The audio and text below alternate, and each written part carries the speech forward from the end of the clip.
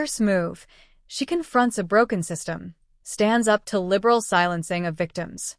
In a nation that prides itself on justice, fairness, and compassion, a seismic shift is taking place in the Canadian justice system. A courageous individual has emerged, challenging the deeply entrenched practices of the Liberal government that have, critics argue, effectively silenced victims' voices for decades. This is not a simple political maneuver. It is a profound struggle for the soul of Canada's justice system, a call to examine whether the promises of accountability, fairness, and protection for victims have truly been fulfilled. Across the country, citizens are watching closely, aware that this confrontation may define the direction of justice for years to come. For decades, victims of crime in Canada have often felt marginalized, dismissed, and overlooked. Despite the passage of the Canadian Victims' Bill of Rights, CVBR, nearly 10 years ago, which promised stronger protections, recognition, and support for those affected by crime, many individuals report feeling that the system has largely failed them. Complaints of bureaucratic hurdles, lack of timely communication, and inadequate psychological and financial support persist, leaving victims frustrated and sometimes re-traumatized. These shortcomings have contributed to a growing sense that the system is more concerned with procedural formalities than the real needs of the people it is meant to serve. Enter a determined advocate, someone who has endured the system's shortcomings firsthand and refuses to remain silent in the face of institutional inertia. This individual has decided to confront not only personal injustices, but also the broader structural issues that have long silenced victims. By taking a public stance, this advocate has catalyzed a nationwide discussion about accountability, fairness, and the moral responsibility of the government to uphold the rights of those who have been harmed. Their courage has inspired others to share their experiences, creating a chorus of voices demanding systemic reform. The Liberal government's response has been cautious and, at times, defensive. While officials publicly acknowledge the importance of victims' rights, there has been resistance to concrete changes or reforms that might require significant policy shifts or financial commitments. Critics argue that this defensive posture underscores a disconnect between political rhetoric and the lived realities of victims.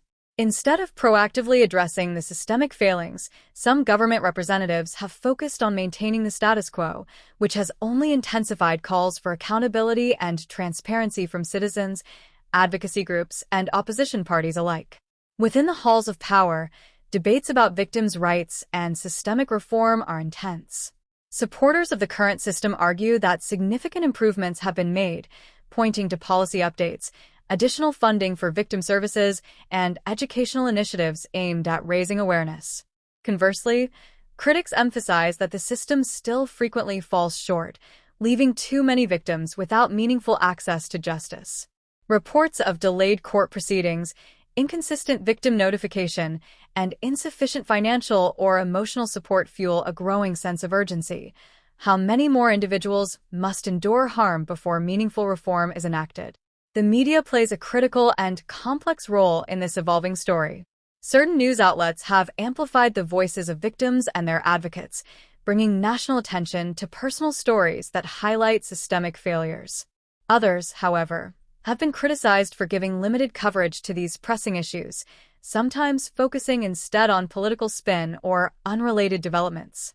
This selective reporting shapes public perception, influencing which narratives gain traction and which remain marginalized, raising broader questions about accountability, transparency, and media responsibility in reporting matters of justice. Public opinion across Canada is increasingly engaged.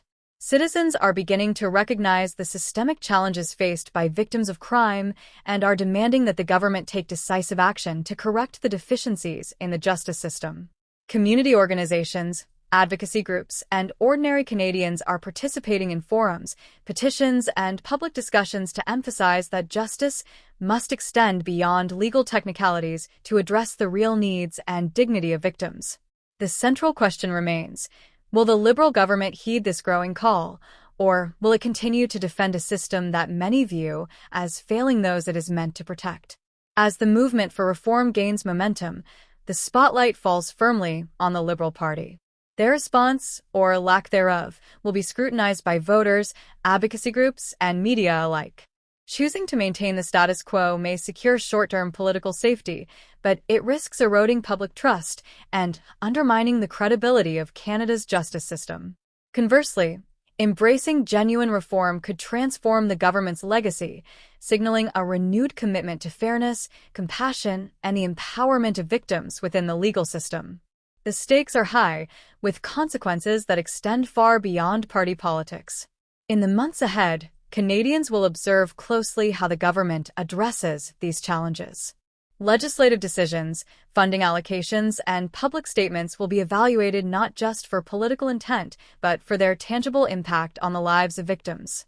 The unfolding developments will communicate a powerful message about Canada's dedication to justice, societal ethics, and the moral imperative to protect those who have endured trauma and loss. The public's patience is finite, and expectations are high for meaningful action that goes beyond symbolic gestures. This is not merely a political debate, it is a profound moral and social issue.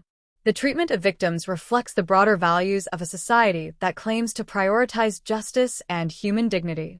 Advocates insist that Canada must rise to the occasion, ensuring that victims' voices are heard, that their needs are met, and that the justice system serves the public equitably. Failure to act decisively may perpetuate systemic harm and erode confidence in government institutions. The unfolding confrontation has wider implications. It underscores the urgent need for transparency, accountability, and reform across Canada's legal and governmental institutions. It also highlights the power of individual courage in challenging entrenched systems, showing that change is possible when voices previously silenced are amplified and supported. Ultimately, the Liberal Party's response will shape Canada's justice system for years, affecting victims' lives and public trust.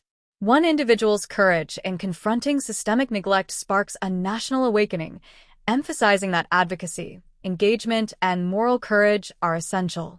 This confrontation could redefine Canada's commitment to justice, ensuring victims' rights are protected and upheld for future generations.